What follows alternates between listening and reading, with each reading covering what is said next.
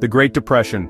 Just saying those words and I can almost picture black and white breadlines and desperate faces from old photos. But what really happened and why did it matter so much? Let's break it down. First, what was the Great Depression? It was the longest and deepest economic crisis in US history. It started after the infamous stock market crash of October 1929, better known as Black Tuesday.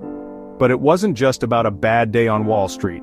This was a perfect storm years in the making. People had been pouring money into stocks, often borrowing to buy more. When prices collapsed, banks and investors lost billions, and regular people lost everything. Banks failed by the thousands, wiping out folks' savings overnight.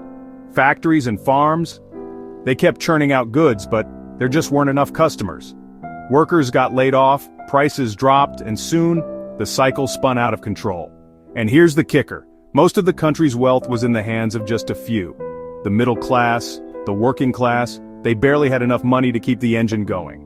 Then the US raised tariffs, basically taxes on imported goods, which triggered a worldwide collapse in trade. The result? Unemployment soared. 1 in 4 Americans was jobless. Families lost their homes and farms. Shantytowns called Hoovervilles popped up everywhere, named after President Hoover, who was widely blamed for not doing enough. Bread lines and soup kitchens became everyday sights, and if that wasn't enough, the Dust Bowl hit in the mid-1930s. Drought and dust storms forced thousands of desperate farming families to migrate west, searching for a better life. So, how did the government respond?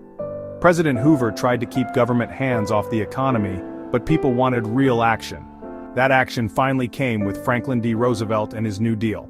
The government stepped in to create jobs, provide relief, and reform the system, giving us Social Security, bank protections, and big public works projects. But the truth is, the Depression didn't really end until World War II. The war effort created millions of jobs and finally pulled America out of the economic abyss. In short, the Great Depression showed just how fragile the economy could be, and it forever changed the way Americans viewed the role of government. Want to hear more about the families who headed west during the Dust Bowl, like in the Grapes of Wrath? Let me know in the comments, and I'll dig into their stories next.